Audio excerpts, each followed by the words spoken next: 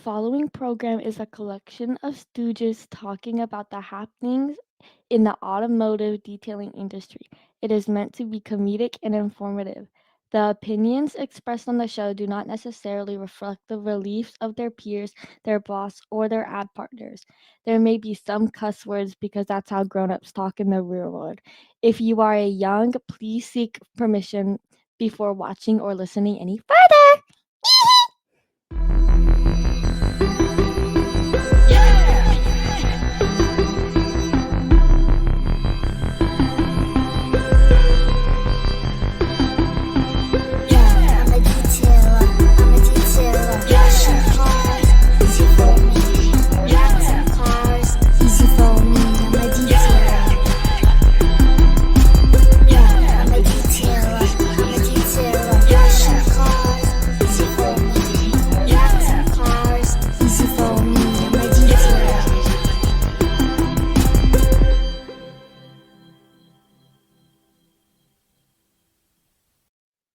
Welcome to the Detail Solutions Podcast. My name is Alex Russell, and I am your host. I'm going to start off with a little something special. So, if you guys are listening to this and not watching it, you can go check out Facebook. You probably have already seen it, but they're here.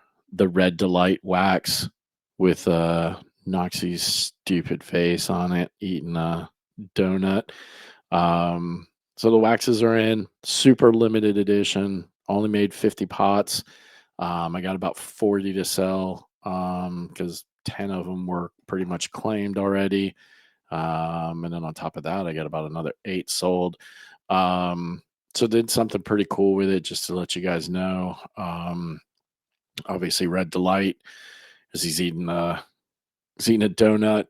We wanted to incorporate reds in there somewhere. So actually, Rick Vanderlee from Angel Wax came up with the title or the name Red Delight for the donut, and then it's yellow. You know, we went with a little nicotine kind of look since Noxie loves to smoke his cigarettes, and then it's got a nice little sweet smell to it to go with that donut. So get your Red Delight.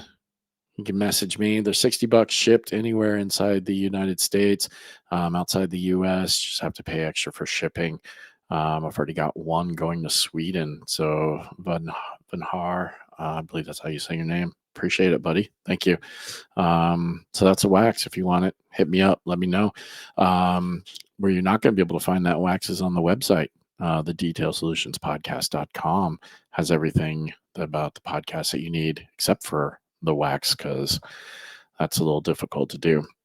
But basically, it's going to have all our links to where you can find us. Obviously, you're listening to us, so hopefully you already know where to find us. But if you're just stumbling across the podcast, that's where you're going to go. You're going to find our links to our Instagram and our Facebook, and the links to where you can find us on Apple and Spotify. It's also going to have our preferred vendor page, our wonderful ad sponsors who take care of us. Oh, wait a second. I just realized I didn't. Oh, wait. Yeah. Never mind. I'm an idiot. Sorry. That's what happens when you haven't done a podcast in a while. You forget what you're doing. So, yeah, our wonderful ad partners who help the podcast run, do the things that I do with this. Be able to travel to the places that we're going to go this year, and all that fun stuff. So yeah, you can go there, you can see them. It gives you a little bit about their brand. It's going to have a quick link that's going to take you directly to their website, and if they have a coupon code, it's going to have the coupon code so you can save some money. If not, when you contact them, you're just going to mention that you heard it on the podcast, and they're going to take care of you. You know, you spend some money with them, they'll spend some money with me. We'll all have a good laugh. So hashtag money funny.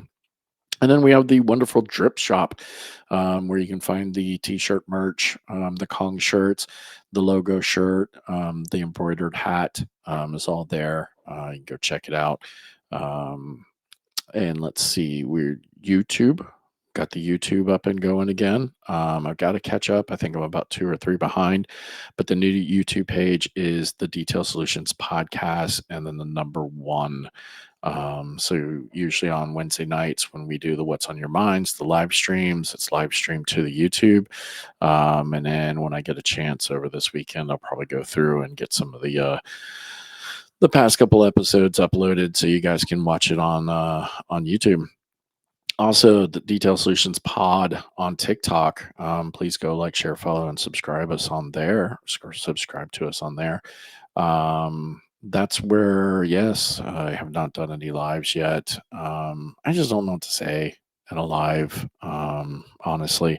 But I have been putting up some of the Opus clips from these past episodes. That seems to be pretty fun, and then making some cool stuff with CapCut and whatnot. Hopefully, you guys like the one that I did with me and Noxie. I'm using air quotes where I played both parts, me and Noxie. It was pretty funny. I had a good chuckle out of it. Anyways, all right. And then if you are looking to do some training, Reds and Marietta, Georgia is hosting the Jess Carr / Angel Wax training on May 3rd through the 5th. You can check that out on the angelwaxus.com website. You can go there and purchase your spots for the training. I will be at that one, hanging out with Tommy and Rick and Rain, and then busting balls with Noxie. Um, we'll have a good time with that one. That should be a fun time. Unfortunately, the Aquatech Rupes training has been postponed at this time. So if you were planning on going and wow, like the next couple of weeks or whatever to that one, it's been postponed. You'd have to get with Mike at Aquatech. I don't know when they're rescheduling or whatever for that one. But hit up Aquatech if you're looking to do any training with Aquatech, and we can get you taken care of there. All right. I think that's it. Go like, share, follow, subscribe, hit that notification button anywhere that you're listening to the podcast. Please leave us a 5-star review. I really appreciate that type of stuff. It helps out. I'm going to jump into the first commercial break here and come back with Matt Goode. Talk to him. All right. We'll be right back. A leading provider of tent, paint protection film, and ceramic coatings. Experience the transformation as you cool down your vehicle and elevate its curb appeal with Audubon's window tint. Ditch rock chips and scratches by fortifying your paint with Audubon's cutting-edge paint protection film. And for an additional safeguard, add a ceramic coating. Backed by an unwavering lifetime warranty, Audubon's products form automotive armor with no limits. Visit AudubonFilms.com to delve deeper into the realm of automotive care and protection. All right, Matthew Goode, how you doing, buddy? Pretty good. How about yourself? Can't complain. It's Friday. The kid's gone off for a sleepover, so don't have to deal with her staying up late and doing some being loud with her friends on the phone and everything, keeping me awake. So I got 4. I know all about it. yeah, man, you know how that is, dude. They hit Friday and it's like, dude, she'll stay up till 2 or 3 o'clock in the morning and with her friends on the phone. And, we Yep. don't have a big house. I mean, she's on the opposite side of it, but shit, you can still hear them when they're giggling and squealing across the Yep. house. So, yeah, man. So listen, let's jump into this. What's the where, when, how, why did you get into detailing? I got in detailing very young. I was born with gas in my veins already. My dad's a hot rod builder, professional fabricator, painter, paint and body guy. So he's been doing that way before I was even born. So I was raised in the garage. I was either playing sports or in the garage building hot rods. And I started, I guess, around 6 or 7. I started helping my dad clean up the interiors after he'd get done painting somebody's hot rod. And then I started getting paid somewhere before 10 by the clients that he was painting for. And then about 10, I started helping him wet sand and buff paint jobs after he got done with those. And Wow. it's always been a side gig till 10 years ago when I took the leap and went full time. Nice. So before you went full time with it, I mean, were you doing anything else in doing this part-time or Yeah, I've always done detailing on the side. I've always built cars. It's okay. always been like cars have always been my main hobby. That's why Right. I enjoy what I do so much. That was always just car money was the detailing stuff. I had no plans of owning a detailing business. That's Right. absolutely zero. I always had good jobs. Uh, Around what 2005, I wrecked my motorcycle, street bike, was in a coma, turned Ooh, my foot completely around, broke my ankle, bones came through the sky. I'm messed up pretty good. yikes. Um, got out of that fine, healed up, went back to work, still did detailing on the side. And about 2012, I couldn't hardly walk. Like I was dragging my left leg behind me. And my Candace, my fiance, and my mom talked me into looking in to see if somebody could fix my ankle. Well, we found somebody to fix it. It fixed it, but gave me a bone infection. So in 14, when I started my business, into 15, I had 21 surgeries chasing a bone infection Holy and shit. lost my good paying job. 6 months after I bought my first home, had my first kid, and Candace was working in a bank making $9 an hour, got it rejected for food stamps, and I'm not getting any money in. So I was out detailing on a knee scooter in the garage with the cage screwed into my leg just so we could make ends meet. And that's when it was Candace's decision. She said, "Now's the time to start your business." And I'm like, "We got two pennies to rub together. We ain't starting nothing." And Yeah. here we are 10 years later. Jeez, man. That's crazy. So, I mean, obviously they were able to fix the bone infection because I mean, No, you're it's still there. no, it's still there. Does Eventually, it somewhere down the line, I will lose this leg from the knee down. That's why I'm so really? careful on it now. If I break it, it's gone. Um, Wow. Eventually, down the road, that infection is going to get worse because I don't technically do everything I'm supposed to do because I'm not Yeah. going to take antibiotics every single day for the rest of my life because they make me feel like shit. Um, so eventually, I probably will lose that, and it's nobody can get it out. And I finally just got done with having surgeries because my if you look at an X-ray, my bone in my leg's got a big spot in it where they go in there and dig out the bone, trying to get the infection out, Yeah. and it was almost once a week for months that I was going in and having surgery, going in, and every time they cut you open, go in your ankle, scoop some stuff Yeah. out, and I was like, "Look, I'm done." Dang. And is that all from that accident? Caused from that accident? No, the Is that surgery to fix the accident's what gave me the bone infection. oh, really?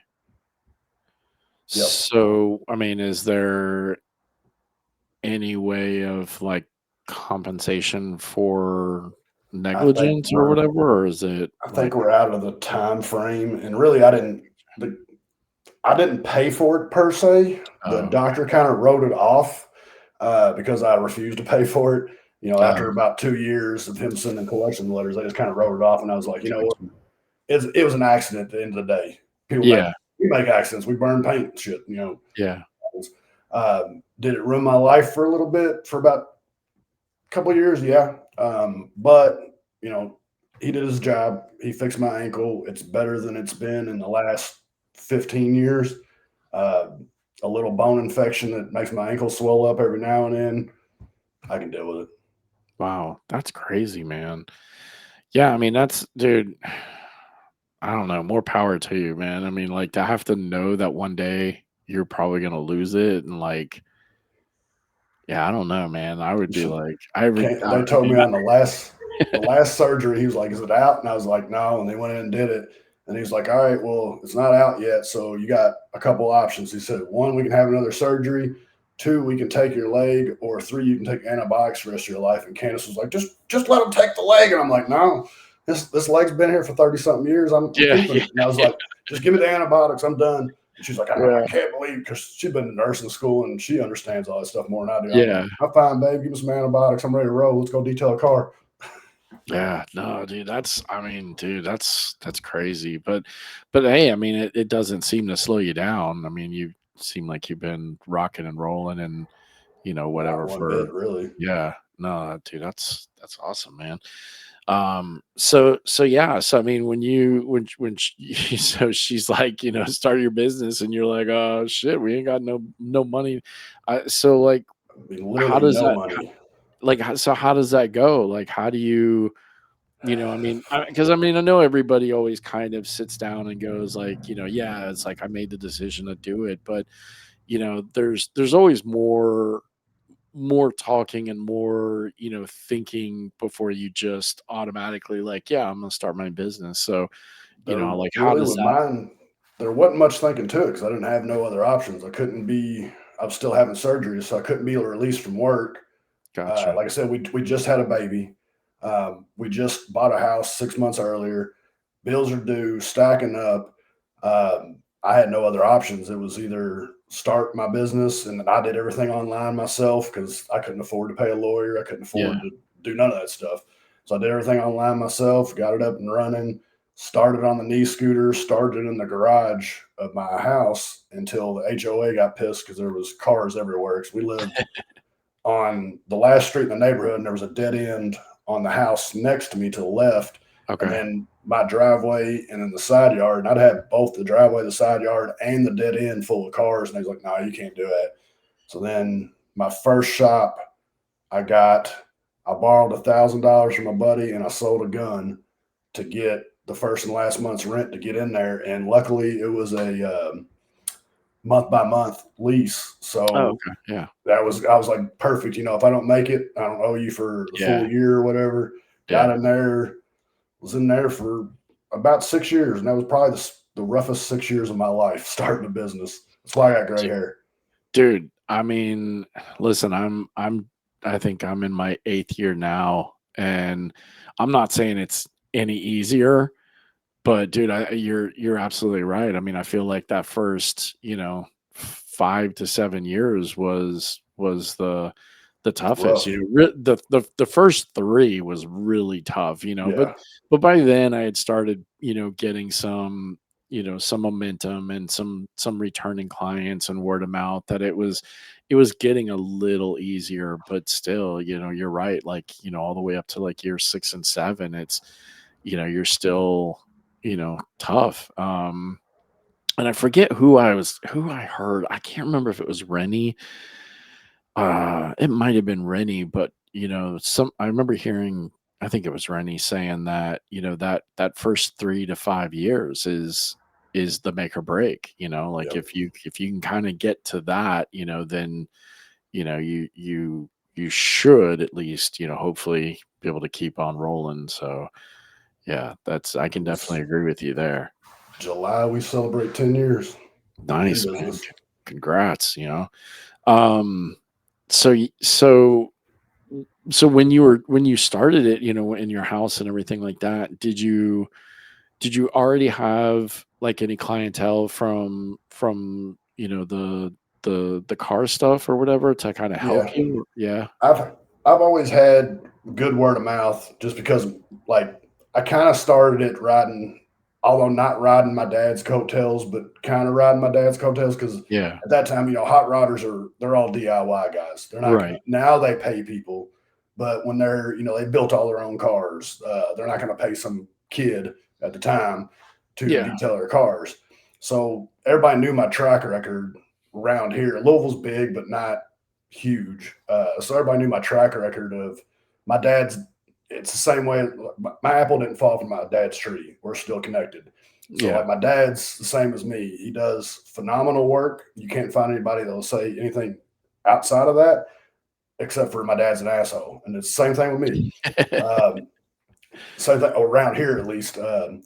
And my dad's always done good work. It was always drilled in my head that anything worth doing is worth doing right. Right. Everything I do to the highest quality, and especially starting out. Well, I still do to this day because I'm still the main one behind the polisher. Unfortunately, we're working to get out of that. But everything I do to this day is, it doesn't matter if I'm on an e-scooter. Just 2 weeks ago, I did a full week with an abscess tooth with my face out to here. I've Ugh. worked through kidney stones for 6 months and in and out of surgeries like Nate Warren. Um, there's It doesn't matter what I'm going through. I can always get the shit done. So I kind of started out with, just knowing Dave Goode, Matt's dad, he does quality work. Matt's going to do quality work too. I had Yeah. pretty good word of mouth. I was doing a couple little car lots around town already. I picked up more car lot stuff. I started advertising on Facebook more. That was back in Craigslist. I used to get a shit ton of work off Craigslist. Really? The first like 2 years of business, of course, I don't even know if Craigslist is still up, but I used to get a ton of work off of there. Yeah. I don't know if it's still up anymore either. Um, yeah, I don't know. I've never But it even was thought about that. basically, if I wasn't working, my feet was on the ground somewhere trying to get something in the shop or in the garage at the house to feed the family and make sure bills are paid, and Yeah. the traditional dad role, keep all the stress off the family, wear it on your shoulders, and All take on right. the world. No, Um, know that. Luckily, it all worked out, but it sucked. But I will say, those were the worst, but at the same time, the best years of my life starting a business, because my family is so close now from the shit that we had to go through together, from foreclosures on houses, losing two cars. We lost, I've been at rock bottom more than I've ever been up. Um, Oh, but because of all that, the blessing out of it is my family is tight. yeah. Like, we're not, I'm blessed. My old lady's still with me through all the bullshit that we had to go through, but I wouldn't change a thing, to tell you the truth, because I don't think I'd be the man and where I'm at now if I didn't have to go through that shit.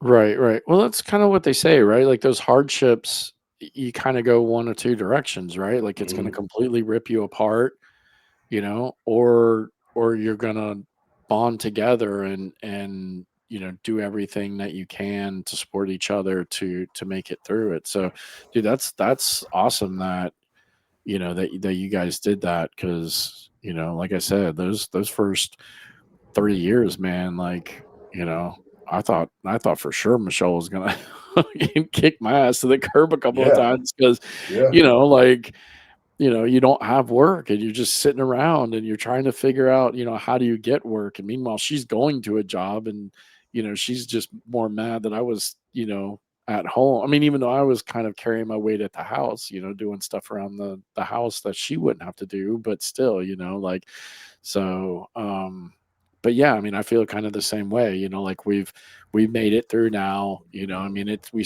still, obviously have our ups and downs. I mean, that's kind of the shitty yeah, thing about this business has a lot of ebbs and flows, the busy season, the slow season. And it's funny because she knows it, I mean, we've been doing it long enough now, but still when it's slow, she still she still gets on my ass a little bit, you know. yep, So, but yeah, no, that's awesome, man. And you said you're trying to work towards like getting some people to help you out. I mean, is that kind of more of a necessity to kind of take some of the pressure off of you and maybe not work so much yeah. with the leg, or So about 2 years ago, we made the second jump. We added Candace to the business, so now we're both employed by Goods Custom Garage. Um, and that's been great. She's a huge help. I don't have to answer the phones. I don't have to do none of the scheduling.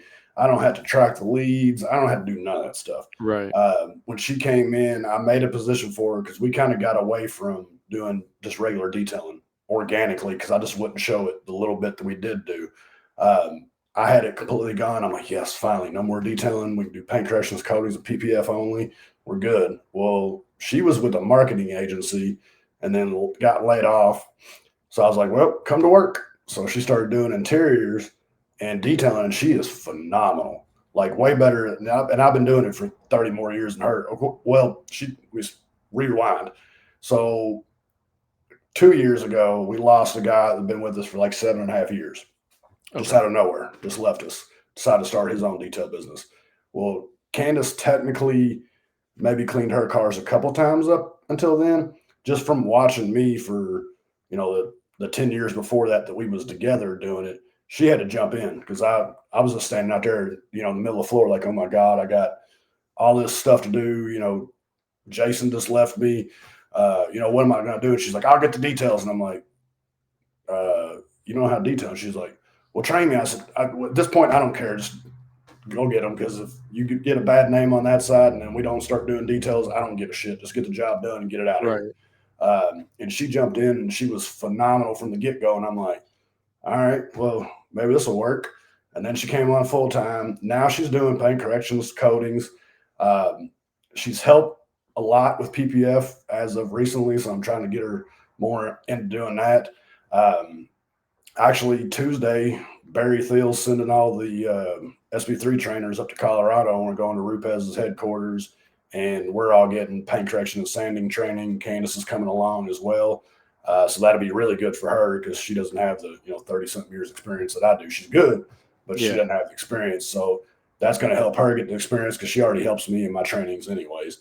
Um, but she's been a good asset. But I'd like to get to the point to where I've went through enough shit in the 10 years I've been in business to build this business and establish my name and establish the good name and the good reputation. I think it's time for me to start backing out more and become more of the owner instead of the owner operator. Right. Um, and we're working towards that. I know I'm just working class white trash from Louisville, Kentucky, and I'll always be at no matter how much money I make. But it's everything's been a learning experience. Like I said, I never wanted to work or never even wanted to be an entrepreneur. I didn't have nobody in my family who was an entrepreneur. I'm Right. the first one. So I kind of got forced into it. Now I'm like, well, I see the luxuries of owning a business. I still work my ass off, but I don't miss anything with my kids. I don't miss any school activities. I coach football. I'm the football coordinator. They're getting ready to play basketball. I don't miss none of that stuff. And I wouldn't be able to do that if I had a normal job. Um, and of course, I'm in business for different reasons now than I was when I started. Right. But I'd like to get to where I'm a big family man, so I want to spend more time with my family, especially to pay them back for all the shit they had to go through as daddy's chasing a dream. Yeah. It's that work-life balance, man. I mean, it's the thing that I've constantly have talked about on the podcast that, the younger guys, I don't think fully understand right now. And I mean, Mm-hmm. even maybe some of the older guys, because, they're just, hey, I gotta make sure I'm putting food on the table, gotta make sure I'm putting food on the table. Um, and that's kind of the same for me too. But like I want to be able to do it in a way that doesn't take away from me being able to spend time with my family, right? Like, I don't want to be Absolutely. working in the shop until midnight, and I'm not, being able to watch Haley grow or, do the cheerleading stuff with her or whatever, or even have that time with Michelle, dinners and, whatever. So I think you just have to be, it's the whole, Uncle Scrooge, work smarter, not harder. Um, Yep. mentality, and yeah, so, I've talked about it a lot of times before. I mean, yeah, I've got a little, garage space, it's big enough for me. It's less than $400 a month. I don't have a lot of overhead, so I don't need to do, all these crazy jobs and work crazy hours or whatever because I've got huge overhead that I've got to, pay for first before I start making any money.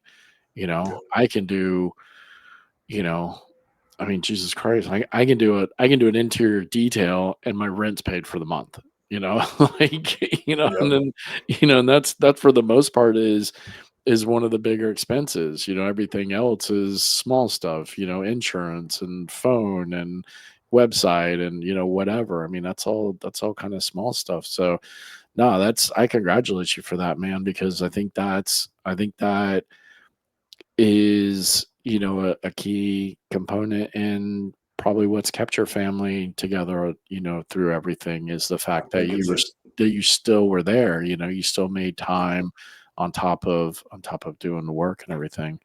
I think it's Um, a key component in a successful business too, because if you oh, don't have that, absolutely. the balance is never going to be completely No, balanced. no, it's Now, when not. I started out, it was I didn't. Yeah. Sometimes I didn't leave the shop for 2 weeks. I didn't go Right. home. I took a whore bath in the bathroom because Yeah. I just had to get that work done to get the bills paid. But now it's well, I'm probably damn near about even. But sometimes I got to work late. Yeah. Sometimes Well, sometimes you gotta never. work a little late, sometimes you might have to work the weekends or whatever, but, like you said, you try to figure that balance. Like, I'd rather work, a Saturday and a Sunday sometimes, especially if it's good money. Like, I'm just not gonna go in on a Yeah, Saturday and Sunday for, $100 wash or whatever. But, if somebody really wants a, coding job and, they work Monday through Friday and they can only do it on the weekend, I'll sacrifice that because then what I'll do is I'll either go like, okay, well, I can take 2 days during the week off to make up for it, and do the Yep. stuff that I would have done on the weekend.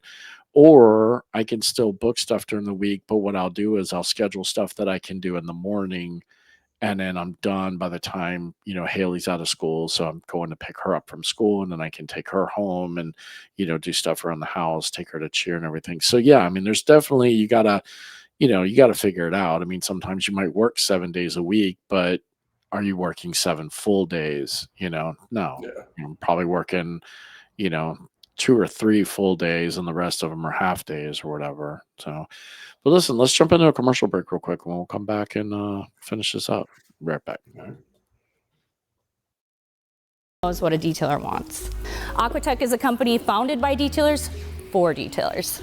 Aquatech Coatings is a company that was founded on the frustrations that we all face as professional detailers. And that is why we set out to build a company that eliminates those frustrations, to provide excellent customer service, quality products, reliability, efficiency, products that check all the boxes as professional detailers we need and we want. Find out why so many detailers around the world are loving the Aquatech difference. Join our team today at aquatechcoatings.com. All right. So you mentioned getting into PPF. Like how long you've been doing PPF for? A little over 3 years now. Oh, okay. Do you find that's been a big improvement in your business model? I like the paychecks. I personally hate PPF. Yeah. I hate it because paint corrections and coatings, I guess because not coatings. Coatings never really kicked my ass. Paint corrections, I guess because I started at such a young age and I'm Yeah. 41 now, I don't remember the ass beating learning that. And the way that I'm set up is if I'm not interested in it, like I'll put no effort into it because I don't give a shit. If I'm interested in it, like anything car related, I can do anything. I can paint cars. I can build hot rods. I can do air suspension, hydraulics. I can do pretty much anything to a car. And I'm pretty good at mostly everything to a car because I was interested in it. My dad's a jack of all trades. When he was teaching me stuff on how to take care of the house and change outlets and stuff, I didn't give a shit about that. I didn't pay no Yeah. attention. Same thing with sports. I really like football. I really like baseball, and I excelled at both of those. So I think, and I'm very picky on my work. And PPF, at least at my stage right now, and my mentors and stuff that I talk to that do PPF that have been in doing it for 10 years, they're all like, you don't get real good until about 6 years. And I'm like, I don't know if I'm gonna make it 6 years because I hate this shit. But I'm too damn picky, and you can't be that picky with it.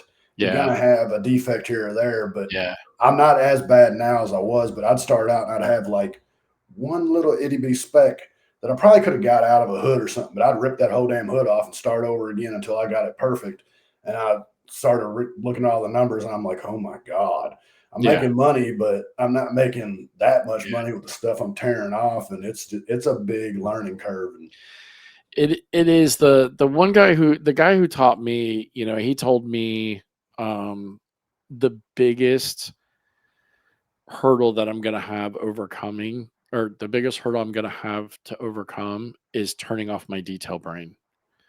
Because he said he said because like even when we were doing the training, right? Like I was pointing stuff out and whatever, and he's like, like just in the paint, like I was like, oh, this, that, do we need to compound and polish this first? He's like, we're just doing training, like it's not a big deal. And he's like, you're looking at it too much, he's like, I'm going to teach you, but he said kind of the same thing. Like you're gonna have some debris, like it's just impossible unless you're in like a clean room, right? The key is to try to minimalize it to where it's not as bad or whatever. But that's what he said. He said your biggest setback is going to be your detailer brain. He said, unless you can turn it off and go, okay, I'm laying film and this, and the other, he said, then you'll be okay. But he goes, if you can't turn off your detail brain, he said, it's going to be a nightmare for you. And it was because I definitely was like that, you know. I mean, and I think a lot of it was kind of the same as being a detailer, right? Like you think you do this kick-ass, you know, job or whatever, and then you go on Facebook and you see, you know, somebody like the Shine Doctor on that green 50s. I don't know if you saw that video he put up, it's like a 50s style Chevy or whatever, or maybe it's a old school Ford F-150. Like he, you know, made it perfect like like only he does, you know. And then you're like, fuck, what am I doing, you know? And that was the same thing. Like I watched these guys like Tony Kiger and Mike Norg and, you know, whoever on doing PPF, and I'm just like, god dang, man, you It's know, like, it's a you pain in know. the ass. Yeah, yeah.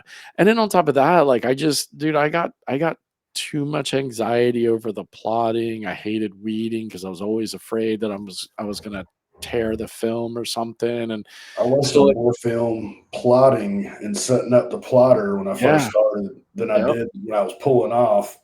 But then, like, I went through Expel when I did my training, okay, and with Expel, like, when I'm studying for something or I'm really into something, like I turn everything in the outside world off. yeah, I barely talked to Candace while I was in San Antonio. I literally either had food delivered to the hotel or went next door to 7-Eleven where I was staying at. Like I didn't do nothing. I went out with Tyler Tosh to eat one night. The last night I was there, and then I took the test and I waited till, and they actually, like, if you didn't pass the test, you had to take the whole thing over again, pay for your flight, pay for your stay and everything, and you oh didn't wow, get film. So I went and took the test. I waited till everybody took their test, chose the hardest bumper in the course to take the test on, and scored the highest in the class. And I did that. I waited till last on purpose to see where I would stand. right, yeah, Came straight out of class, and I was like, I got this. First week back, I scheduled a full Model Y for all PPF, full body PPF, and a yeah, six Corvette for a front clip. Dumb idea. And my rep at the time was like, I'm all hyped up. I'm like, yeah, I got like a 98 in the class. Everybody, the closest guy was like a 92, 93. And I'm like, everybody else was in, the 80s. I'm like, I yeah, blew through it. Da, da, da, da. I did the best in the class. And he's like, trust me, you did great, but you're not ready. And I'm like, oh, yeah, I'm ready. I'm ready. I'm ready. I won. I'm ready. yeah. I was not ready. I got my ass handed to me. And it cost me a little bit of money on the first week, but I got them done. Yeah, 3 it's years into it. yeah. I finally just gave up, man. I talked to enough people that were like, you know, I talked to some people, not, I talked to a few people, and they were just like, dude, just find somebody you can like sub it out to. And the other thing too was I wasn't getting a lot of calls for it, you know. And it's crazy because like I was marketing it, you know, like I have a page on my website, you know, we had it in the marketing and all that stuff, and just wasn't getting calls for it, you know, to like get the practice that I really needed to get good, you know. I mean, like I still feel pretty good about it because I did my training at kind of the end of 2020. I found the guy local who came to my shop and trained me, of course, because you know it was COVID, nobody was doing trainings. Was Eastman East Coast trainer at one point, and then he left and you know did his own thing. So he trained me. You know, and I did Michelle's SQ5 when we first got it, did the whole front clip, did the rockers, did all the piano black finish pillars. Um, you know, and that still looks great. There's no bubbling, it's not peeling anywhere, you know, like I just saw one of my clients, I did his 96 Porsche Targa. So I did that like 2 years ago, I think. And he just came back for me to kind of just do an interior detail on it and kind of just, you know, give it a good wash on the outside, kind of clean up some things because he wanted to start, you know, showing it to, you know, take it to like Cars and Coffee and stuff like that. And so he popped back up, and man, you know, film still looked basing on it, so I was patting myself on the back. I was like, well, at least I didn't do shit work, like the stuff's still Yeah. holding, it's not peeling off or any, bubbling or anything like that. That's But where you was talking about the detailer mind, because a lot of times, like I'll get finished with something and I'm like, man, it's still got a spot here, a spot there, a spot yeah, there. And then it goes out and it'll sit in the sun a couple times and it comes back for maintenance and I'm looking over it and I'm like, all that shit's gone. yeah, But it still takes, it's like window tint. yeah, Sometimes it takes a week for yeah, that stuff to yeah. come out. And then you're like, oh, well, damn, I was getting ready to replace that. And good thing I didn't because it all Yep, came out. yep, exactly. Yeah. So no, I don't know, man. It's crazy, dude. I watch those guys do it, and it's almost kind of satisfying, but I'm just like, God, like everybody I watch do it just makes it look so easy. And then I go to do it and I just feel like I'm gonna cut the blue wire and it's gonna blow up on me or whatever. I'm just like I said, I'm 3 years in. And I'm just now starting to get more comfortable with it to where I can read because you got to use the left side of your brain that you don't normally use to do Yeah, PPF because you got to yeah, read the film, you got to read the tack points, you got to know where to move it. yeah. There's just so much And I'll involved. I'll tell you, And that was one of the things that I did enjoy about it, even though it was stressful as shit, is that it does make you think. Because you're like, "Man, I got all these fingers," and you're like, you have to kinda sit back and go, "Okay, why do I have those fingers?" yeah, And you have to start running through the puzzles, the piecing it together, kind of like you just said. You have to read the film, like, well, you have fingers because it's stretched too far this way, so you got to pull it back this side, and yeah. whatever. So I did like that, as stressful as it was. I did like that it made me think, um, and kind of like problem solving in a way. I've kind of figured out too when I've got I don't not as much anymore. I used to have a temper, and those little snap-on lights that are pretty much all my pictures, the ones that go on your Yeah, neck, but I wear them on my head. I bet you I've thrown 3 or 4 pairs of them and snapped them. So now everybody in the shop knows that when I'm doing PPF to stay away from me. So if it's a big piece, I'll have them help me pick it up off the board, put it on the right. car, Yeah, and the music is cranked up. Front door's locked, so we don't have nobody walk in. Of course, I'm by appointment only. right. Says it on Yeah, the door and everything, but yeah. we still get everybody coming every day. Oh So we lock yeah, the front door. I turn the music to the max. They help me pick it up, and then they get away. Uh, and I like music. I've always liked music. I deal with everything through music.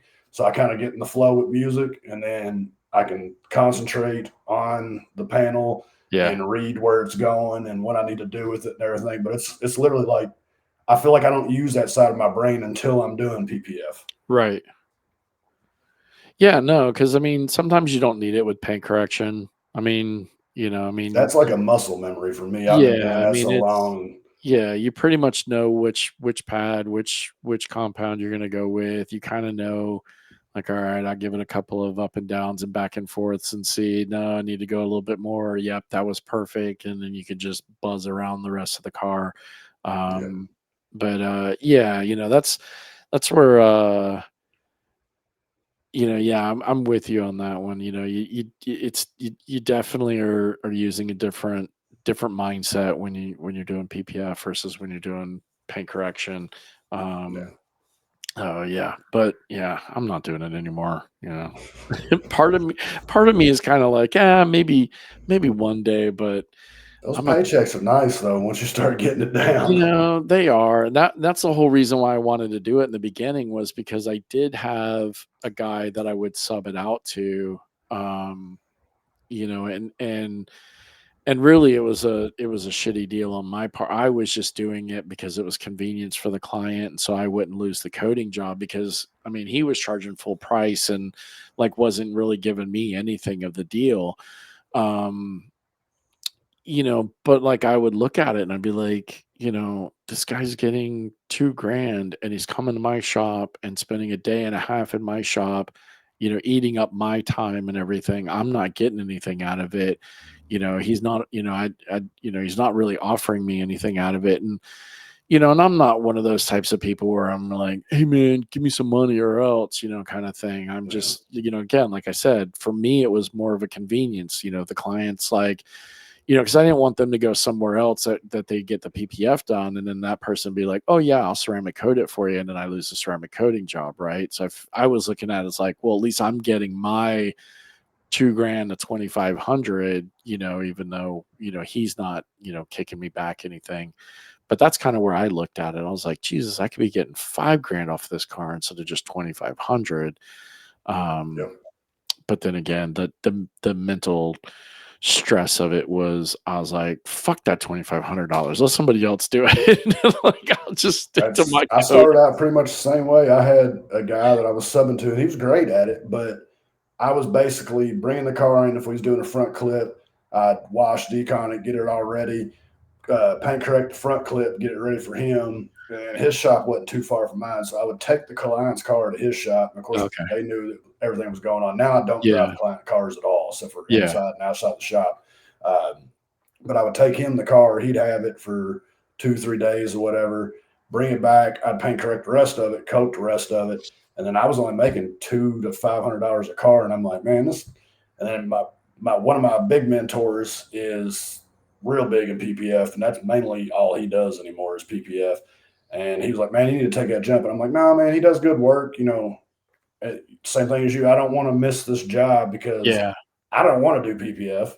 To me, it was similar to vinyl. I'm like, I can't put a sticker on a damn window and it be straight without a bubble in it. Exactly. Like, I can't do clear stickers on cars either. And Yeah. of course, my mentor was like, yeah, you can. Yeah, you can. It's the next step in business, anyways. And I did that class, and I was like, yeah, I got this.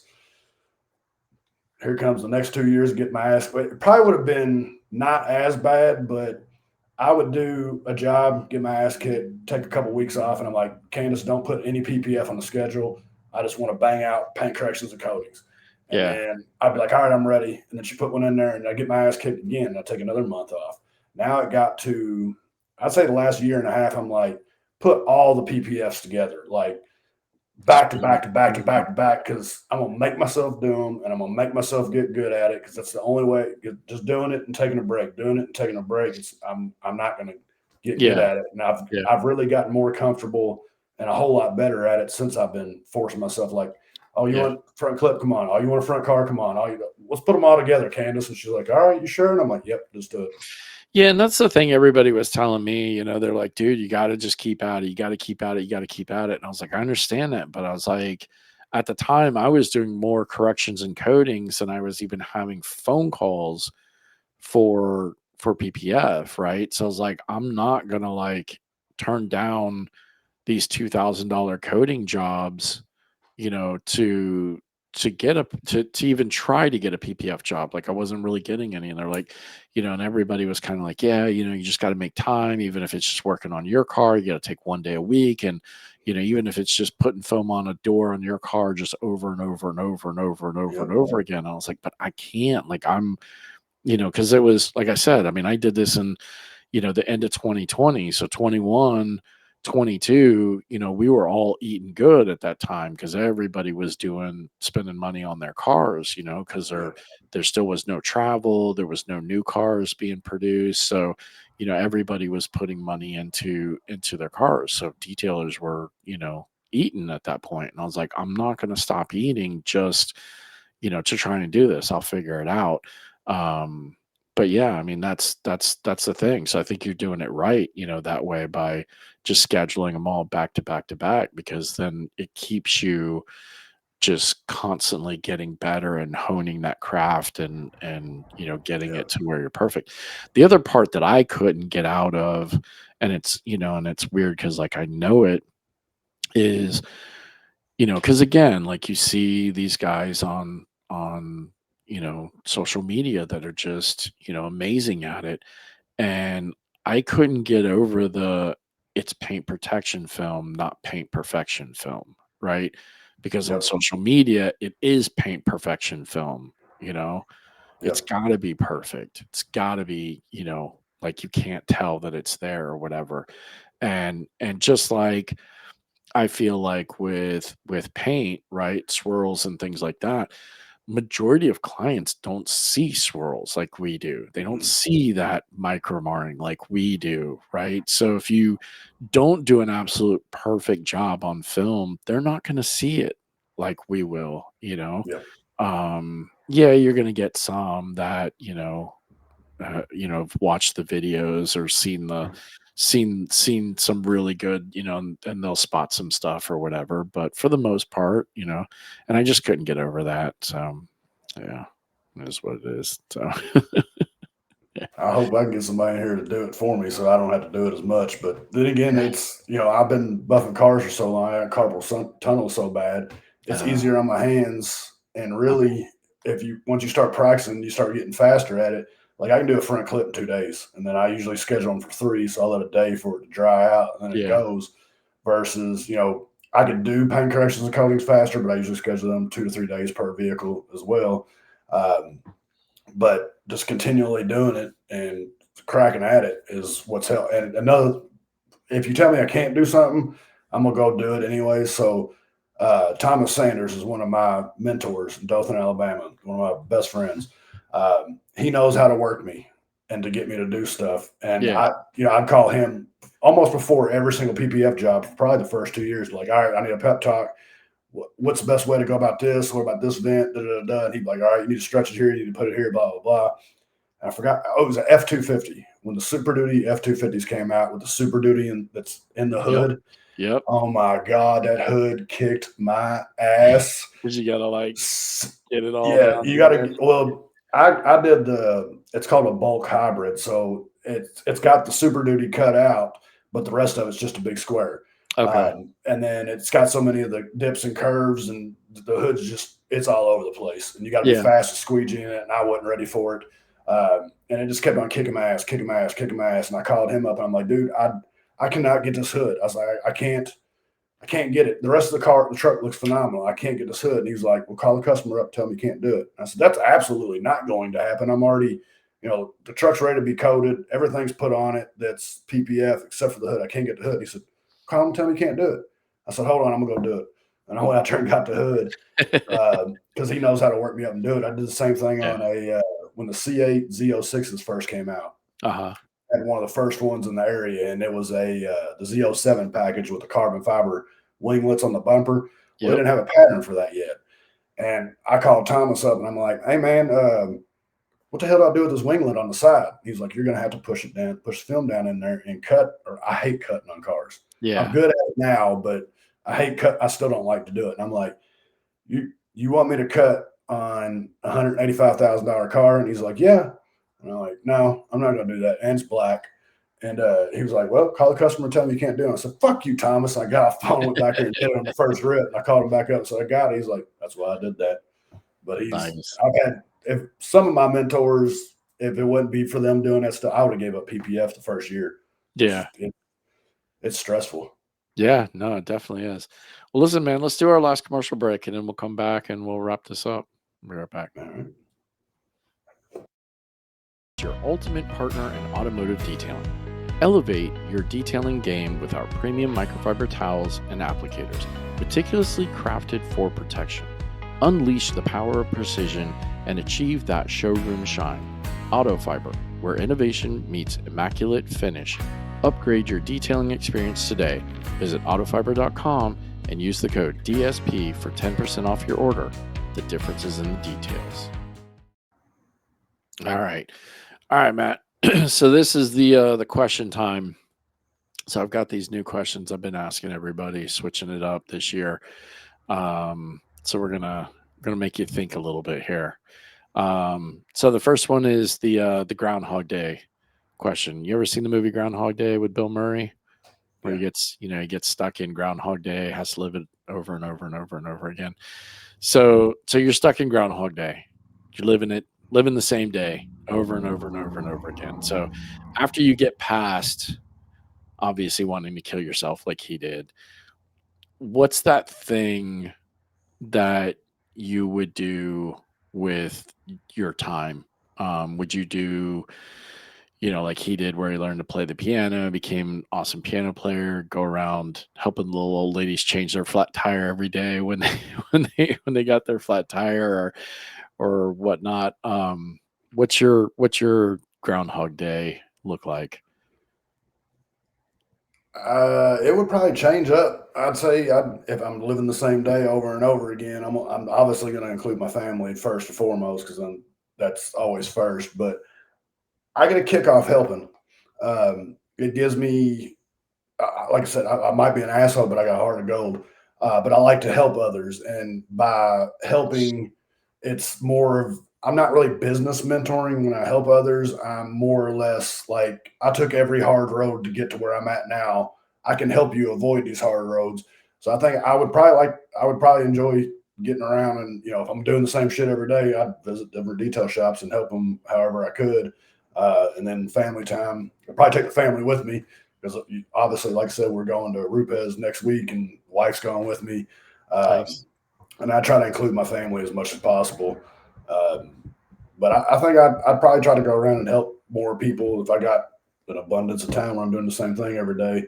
I really get a high off, not even really, hey, man, I just made 150 grand this year, but I don't want you to go down the road that I had to go through to dig Right. myself back out to get to where I'm at now. Yeah. I try to help. I know what it took to get through those roads. I don't want to see other people have to navigate that way. I'd rather just, hey, look, I did that. Let's go over here. No, that's cool. Okay, and then the Back to the Future question. So you have full access to the DeLorean. You can go anywhere in time, forwards, backwards. Where are you going and why? This is just me. Yeah.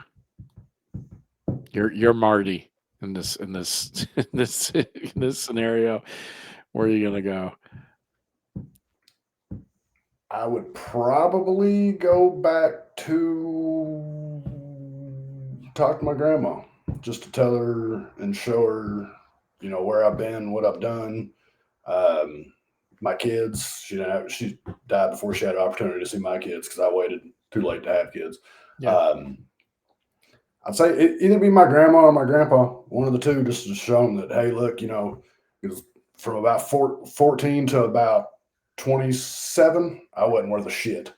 I like to go out and party, get drunk, chase women. I was all over the place. Didn't hold a job down. So I'd like to show up and be like, hey, I did something in my life. I made something. I got a good, happy, healthy family. Here's my babies, and let them see my kids. Nice. So far, everybody has wanted to go back and spend that extra time with a family member, which I think is really cool. I'm still waiting for the person that's actually going to go forward, wants to go forward in time, and for some reason or another. So yeah. And then last question. What's your death row last meal? Cheeseburger. I like Anything- cheeseburgers. Anything good special about a cheeseburger. cheeseburger or just a cheeseburger? Well, I don't eat. I'm not like one of those guys that eats all kinds of shit on his cheeseburger, but Yeah. like that's the top of my food chain. I love cheeseburgers. Like And cheeseburger a from cheeseburger somewhere steak. cheeseburger from somewhere special, or just it doesn't matter, just long as it's I mean, If you I got could a have my favorite last wish and it could be yeah, somewhere that's favorite closed, cheeseburger? Yeah. there was a place locally called Jenny's Diner that had, I think it was called the Big Daddy cheeseburger. And it was one of those huge cheeseburgers, like 2.5 pounds or something. And if you could eat all the cheeseburger and the fries, your meal was free. And I did it on my 19th birthday. I can't eat like that anymore. 19th birthday, and then I think when I turned 20, they closed down, but they had the best hamburger that I've ever had in my life. I'd love to have another one from her, but they're long gone. They've been gone for probably 20 years. Oh wow. Wow. All right, Matt. That's it, buddy. That is your time. I appreciate you coming on and doing this. I'm glad you hit up on the thing, because you are somebody that this podcast is one of those things where, like, there's so many people I want to talk to. I know the people that I want to talk to, but like a lot of times when I'm like looking for a guest, like I'm blanked out, and I'm just like kind of scrolling through, like looking for somebody that I haven't had on that could be interesting or whatever. and it's it just totally blanks on me, and so like I said, you're somebody I've wanted to have on, but it's just your name's just always blanked on me for one reason or another. So I'm so glad that you were, put on there, commented on the virtual sign up sheet. So for everybody listening, I'm tired of trying to go hunt people down. You want to come on the show, go to the Detail Solutions podcast. The discussion page, pinned at the top is a virtual sign up sheet. Just say you're in, and I'll message you and we'll schedule some time. I'd rather get these more booked out than trying to do them kind of last minute like I normally do from now on out. But thank you again, man, for doing this. It's awesome hearing Not a your problem. story, man. We've known each other for a bit. We don't talk a super ton, but I'm always checking out your stuff, dude. You do great work and everything like that. So, Appreciate you. I appreciate you, man. Thanks. I appreciate you having me on. Yeah, man. So listen, if anybody wanted to reach out to you and just pick your brain or talk to you or something like that, that maybe doesn't know who you are, like what's the best place to find you? Where's all your ats? You can either at Goods Custom Garage on Facebook or Instagram. You can go Matthew Good on Facebook. Um, I'm always down to help. Hopefully, like I said, there's some young kid out there that's just starting and just heard my starting story, and he's like, "Well, damn, I ain't got it that bad," and he keeps going too because that's life. Um, so, anybody has any, we get them all the time. I still get. I'm not as much in the groups because it's just drama. I'm too old for that shit. Um, I'm not in but the a groups lot of as much people do anymore reach either. out to me. I've had two this week actually. One of them I don't even know who the hell it was, but they called and asked me just simple detailing questions about an older car because they knew I grew up around old cars and worked on a lot of older cars, and I don't mind that stuff at all. Like I enjoy helping the Facebook drama and the groups. It's not for me. I ain't got Yeah. time for it. I'm trying to get paid. But anybody that ever wants to reach out, got any, I might not be the best business mentor. I'm a hell of a life coach because I've done it all. You got any questions, reach out to me. I'll help whoever I can. Awesome, buddy. Well, listen, man, I appreciate you coming on, man. Thanks again. Um, you have a great Easter weekend. You do Try the not same. to eat too much of your kids' Easter Can't basket guarantee chocolate. that. Bad tax. Exactly. All right, buddy. I'll talk to you later, man. Take care. You too. Bye. All right, so that was Matthew Good. Listen, he's a solid dude. Like I said, I've known Matthew for a while. We've kind of chatted here and there on Messenger or whatnot. Finally got the chance to actually meet him in person at SEMA, him and his wife, and had a nice, good talk with them at SEMA. So it was great to have him on the show and kind of hear his backstory and all the hardships and everything that he's gone through. Seems like he's kind of come out on the other side pretty good. So that's awesome. Love that. Again, if you're still watching this far, nobody watches this far, but we got the wax, the red delight, now available if you're interested. Like I said, $60 shipped anywhere inside the United States, the continental United States, anywhere outside. Let me know. I'll have to figure out what shipping is, and we'll get you taken care of. It is limited, and there's limited numbers left, probably like 30 left available. So message me, let me know. We'll get you taken care of. All right, that is it for this episode. I appreciate every single one of you guys and gals that listen to us or listen to me, rather. You all have a great day, weekend, night, whenever you're listening to this. And until next time, take care. Bye.